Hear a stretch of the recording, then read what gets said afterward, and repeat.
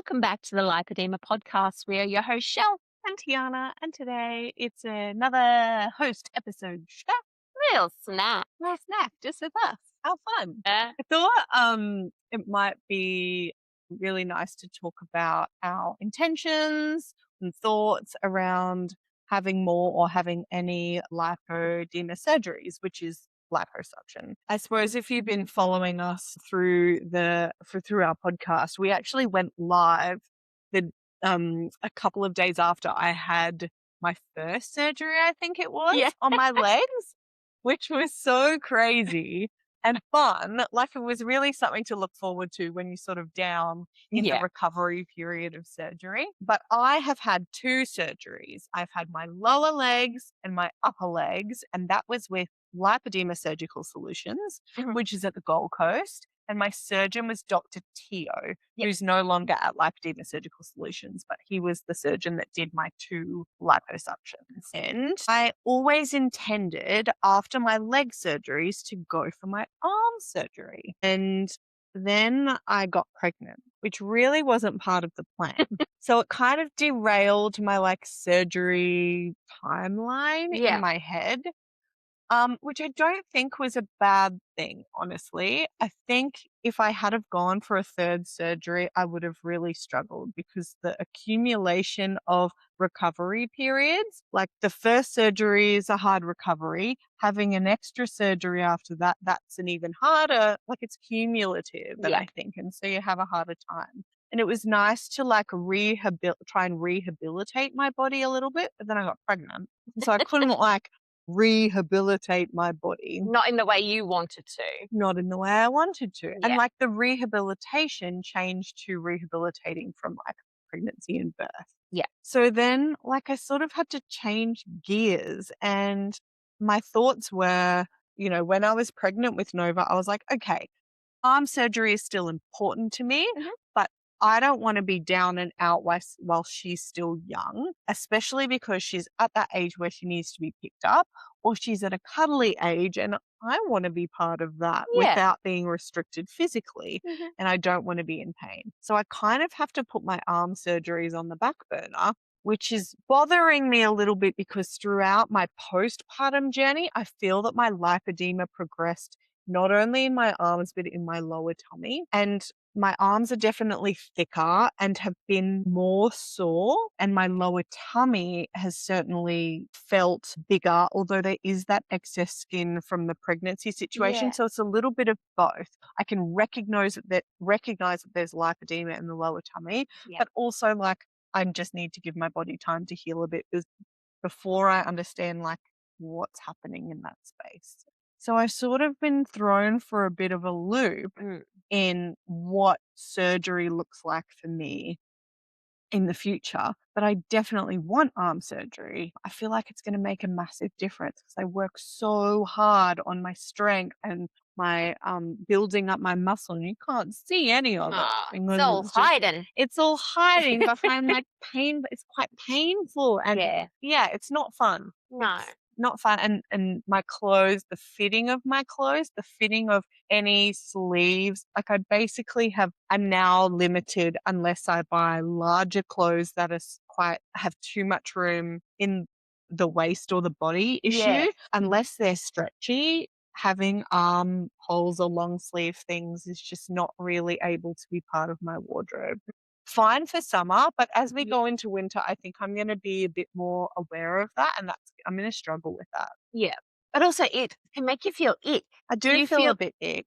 feel ick when your clothes hugging your arms. Yeah. And I know I feel that sometimes when I put something on, I was like, oh, that just makes me feel icky all over when you've got that added pressure coming from your arms are different to your legs. 'Cause I guess we wear compression. We're used to it with our legs and it supports our legs. But when you're trying to put on a blazer or something with, tailored sleeves or, that aren't stretch or aren't flowy, it can really, because you can't move. You can't move.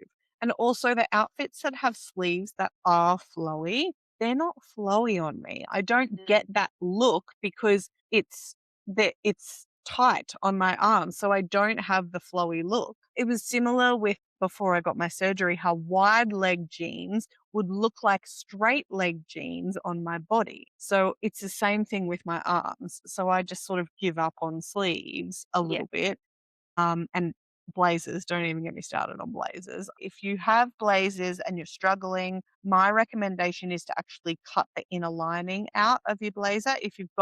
If the outer material is a stretchy material, cut the inner lining of the blazer and just wear it like that. But again, a blazer is not supposed to look fitted in the Yeah. arm. So really it's just not achieving the look that it's supposed to. So they probably exclusively go if I'm going to cover up on the top half with cardigans, Yeah. like oversized cardigans. Yeah. And they're comfortable Yeah. for sure. I love cardies. Me too. But it's just, I'm But aware. you're in the corporate world, so I guess that's a little different. Like me being a teeth and chuck on a cardi and Yeah, I mean, I suppose I don't have to get dressed up super okay. corporate. Yeah. There's, quite a spectrum of fashion, I suppose, in my workplace. So it's pretty liberal, which is good. But still, there's a certain way that I know that I like to dress, and I like a tailored look on my body. I'm used to a tailored look on my body, but then, the tailored clothing, the size and the fit are just a little bit problematic at the moment. Yeah. So I am looking forward to getting arm surgery. I just really don't know when that would be. And I also don't know who I want for my surgeon. Well, I guess that's the thing too, because we've spoken to different surgeons now and different warriors who, like for arm surgery particularly, the array of people out there that can help is larger. It's larger, but also I think, and I'm happy to be corrected, with the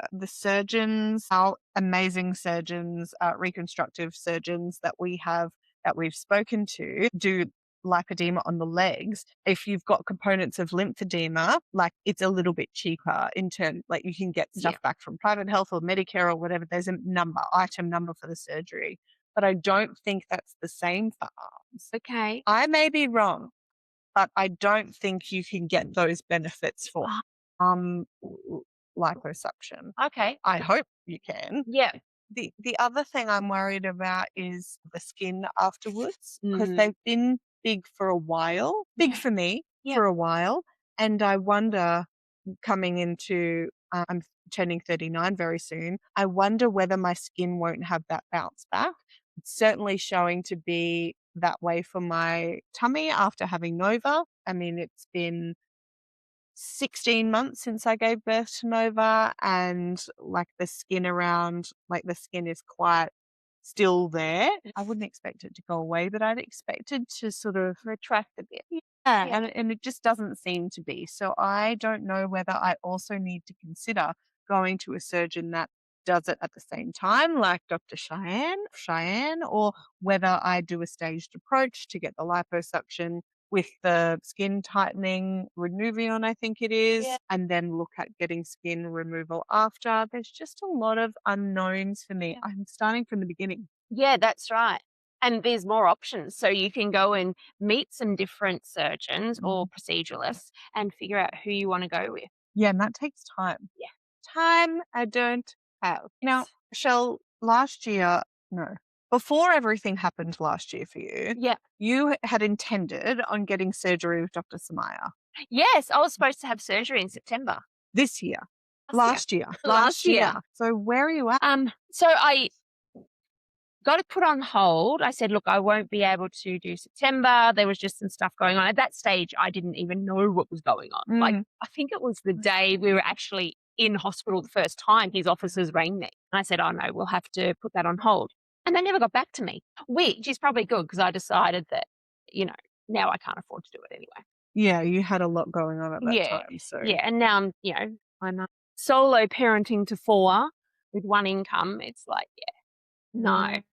So I did decide to get tattoos instead. Yeah, just make it pretty. Make them pretty. I thought I'd rather invest a few $1,000s in tattoos instead of $8,000. Yes, tens and tens of So thousands. that being said, like I know it's not really surgery. I have been seeing Genevieve at the Lipoedema lab on the Gold Coast. She's moved from Toowoomba to the Gold Coast for lifestyle. And anyway, so I've started doing endomology. Okay. Yeah, so you put on this suit, this pretty white suit, this body sock. And then she uses a machine to sort of break down the fluids and the fat and the fibrosis. Oh, So it won't get rid of the fat, but it'll make it nicer, less inflamed. less inflamed. Yeah. So I've been to 2 sessions with her now, and she said she usually takes 4 sessions to get the fluid moving, but mine's moved in 2 sessions. So Oh. I'm an overachiever.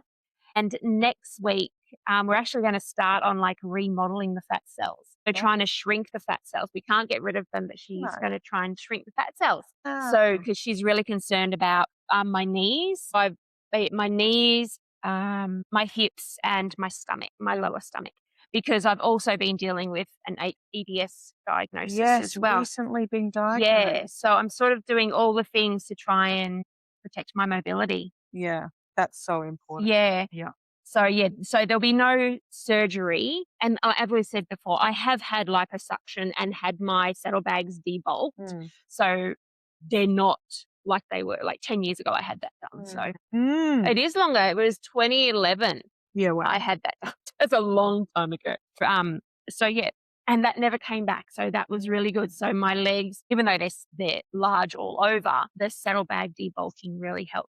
So yeah, so that's what I'm doing at the moment, just working on reducing inflammation By other and means. getting tattoos. Love that. Got to do what makes you happy. Yeah, well, I do love a tattoo. You do So love a tattoo. and you know, there's been a bit of conversation in the online forums lately about how bad tattoos are for the lymphatic system. Ah. Yeah, and I'm like, well, I've already it. done it, mate. Yeah. Like my lymphatic system is already grey. It changes to fluid because your lymphatics try and get rid of all the toxins and stuff out of your body. And so it takes some of the ink and it turns like a grey colour. So I'm like, well, mine's already grey. It doesn't matter if I keep getting tattoos. A So bit more grey. don't tell my naturopath. She's the one who said no more tattoos. And I'm like, well, Easy. You got to live. gotta live. It's been 2025 has been a year. She deserves a few tattoos. No judgment here. No judgment. So funny. I also, like, my birthday's coming up, and I thought to myself it would be nice to treat my spider veins on my legs. And Dr. Tio spoke to me about it ages ago, and I got a quote from him about it. And it's just like little needles into trying to get to the root where the spider vein is, and it sort of deadens the veins and then they collapse. Whatever it's called? Yes, I don't know what it's called. Yeah. There's a word. And Shelley will I'll look it up, but I probably won't be able to say it anyway. But I have quite a lot of clusters of spider veins on my legs. And originally when we spoke about it, I was like, nah, I don't need that. I don't care. Yeah. And then I thought maybe for my birthday, it might be really nice to like go and just, now that I have these legs that I spent a lot of money on and I can actually show them off, but what I am aware of is the veins now. Like I am. In fact, I've had them for so long. I had them in high school. People used to kind of comment on them when I had shorts on. Like it's just something that I've been aware of. I've never been like, oh my God, my hideous legs, but it's been on my mind. And I thought, oh, maybe I'll just treat myself. So I booked in. Yeah. But I've got to tell you, I am not in the right place at the moment to be dealing with even a like minor recovery period right now. So I have a feeling that I'm probably just going to cancel and maybe leave it to like a winter period or maybe at a time where I'm feeling a bit more resilient. It's quite hot. I'm quite heat intolerant. I don't want to there's no downtime, but you have to wear your compression for 4 days for 24 hours. You have to shower in your compression. Like work is busy at the moment. I've started uni, which is new. I just have a bit on and I don't want to be down and out. Yeah. I desperately need my exercise for my mental health. And so if I'm down for even a couple of weeks, I think like that's just not really good timing for me right now. Maybe you got enough on your plate for now. No, but I was kind of really looking forward to having like nice, like no spider veiny legs. And it's apparently the procedure is quite quick. So they put the little needles in and deaden the clusters, and you have to walk you have to walk for half an hour, like straight after the procedure in your compression, wear your compression 24/7 for 4 days, and then during the day, and then you can take it at night. And then you go back 4 to 6 weeks later for your second burst, and you sort of do it all again. Yeah. So I was like, oh, it's only like 2 months of like, I don't know, I just can't do it.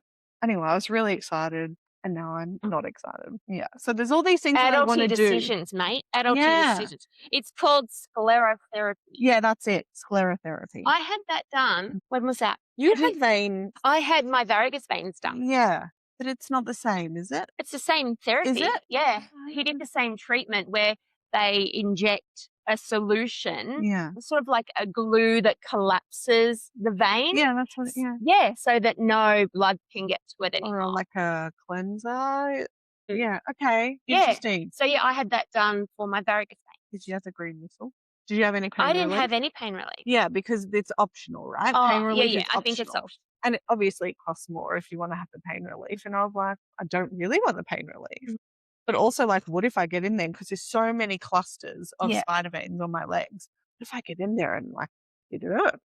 It's a little stingy. But is he doing one leg at a time? No, he does both legs Yep. twice. Oh, He okay. does both legs the first time, and then I come back for a All right. second treatment. Yeah. Because I told my surgeon, vascular surgeon. Yeah. Yeah. Yeah. I Sure. told him about my lipedema and PFO diagnosis. And so he did one leg at a time just to be safe. He said that there was the risk was minimal, but just to be safe, we did one leg at a time. So I did one leg and then I think I went back like 6 weeks later and did the other leg so that it wasn't my body having to deal with all of that. And so you had the type of compression that was just one leg? Yes. Yep. And you had to wear it 24/7 for a few days? Yeah. Yeah. And like at that time, you were wearing compression most of the time, right? Were you in your period of wearing compression? No, that was just before. Yes. Yes, because that was the June and I started wearing compression in September. So it was okay. that was the a catalyst. bit of a catalyst. Yeah. You showing off that you could do it and Yeah, but I was in like the boring nude versions and you wanted the fancy colourful versions. Just like your tattoos. You like to have, visual joyfulness and I just like to be vanilla and bland. So yeah, so I've been like, I suppose off the back of that, because surgery is a few years away, I've been trying to like do as much as I can in terms of conservative management on my arms. But I gotta say, it's like, feels like more of a drag on my arms. To like concentrate on it. yeah. Like for example, I can stand on the vibration platform and like have a great time, but then and like watch my phone. And I can get my lymphopress and like have a great time and be really relaxed. But like you have to do stuff for your arms. So if I kneel on my vibration platform, which actually feels really nice, I can't like do anything. And the same if you had compression for your arms. Yeah. Your arms are out of action. Yeah, my husband was saying, well, why don't we get you the lymphopress arm sleeve? And I was like, that's really nice of you, but I can't see myself using it because it puts my arm out of action. Like I'm just not going to use it. Like in theory, that would be great. And I can pair it with when I'm laying down with my pants on. Yeah. Cool. But I'm not going to use it because it puts my arm out of action. So the other thing I could do is get like compression garment or comfy waves for nighttime. Yeah, but it's hot at the moment and I cannot imagine putting on any extra layers. Maybe that's a winter thing for me. Yeah. But I'm doing like dry brushing and the Chelsea Jean, like both sides of the Chelsea Jean gloves. Yep. I exercise, like I obviously do strength work and I always open up my lymph and like doing things. I'm using the Farad Beauty lymph heated brush on my arm. So like I am doing things, but like also I really want my surgery. But I want to be able to hug and lift my daughter. That's more important right now. Absolutely. But yeah, surgery. And I'm looking for a surgeon. Yeah. Or a liposuction proceduralist. Yeah. Yeah. Because of course we've had surgeons and liposuction proceduralists on our podcast. And I've got to say, I'm open. I'm open as to the profession. I want somebody to work on my body that has lots of experience with liposuction for lipedema. And lots of great outcomes for liposuction for lipedema. Yep. And I don't mind if they're not like a plastic or reconstructive surgeon. Yep. And they're only liposuction proceduralist. I actually don't mind as long as I have rapport with them and they're very experienced and they have good outcomes. Yeah. which is a very different, I feel like it goes against a little bit some of the rhetoric on our platforms. Mhm. Like you should only have a plastic and reconstructive surgeon. I think there's a place for that, honestly, because if risky bodies that have that they're in later stages of lipedema and there's cellulitis involved or Mhm. like more serious comorbidities and stuff Yeah. like there, because you're in a hospital, usually a tertiary hospital setting, and it's just a little bit less risky. And so you've got to weigh up those options, I think. Yeah. And so I feel that my options are broader. But you were really happy, when you were going down the surgery route, you were really happy with Dr. Samaya. Yeah. Yeah, he seems like a really cool dude. Like, we had a really good rapport, Yeah. which is good. I think my first appointment with him, I was here. Yes, Yeah. that's right. Jumped on a telehealth call and he was talking about the podcast and this and that. And I'm like, come on, dude. Yeah, because we were trying to get him on the podcast. We're like, "Oh, well, come on. I would love to talk to you." In fact, all of the surgeons and proceduralists that we spoke to, I've been really impressed with. How good was it that Prof. Ramin came? Yeah. And Dr. Adrienne Brooks was fantastic as well. Like all of them, I took something away from. They're all Yeah. so passionate about what they do. Yeah. And I feel like the community is in good hands, really. Yeah. I would like to know if any other proceduralists or surgeons are around Australia because I would like to get them on the podcast. Like we really need more options. And I know some of them are. I just found one, like a lady at our luncheon on the weekend, our lipedema luncheon. She's going to someone on the Gold Coast, a surgeon I'd never heard of, and the surgeon knows about lipedema.